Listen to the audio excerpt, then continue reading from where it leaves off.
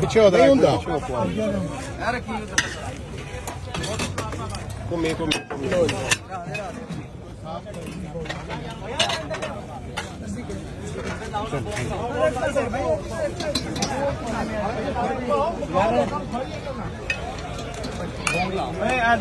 chef साहब हाजिर हो उधर इधर शेफ साहब जी जी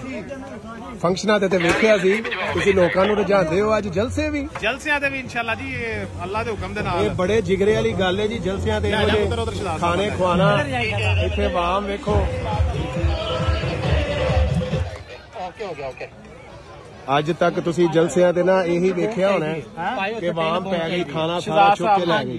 लेकिन ये सदीक सांझ नूं शरफ हासिल है अलहमदुलिल्लाह हर तरह का खाना खुला डुला वाम तसल्ली दे नाल खा रही है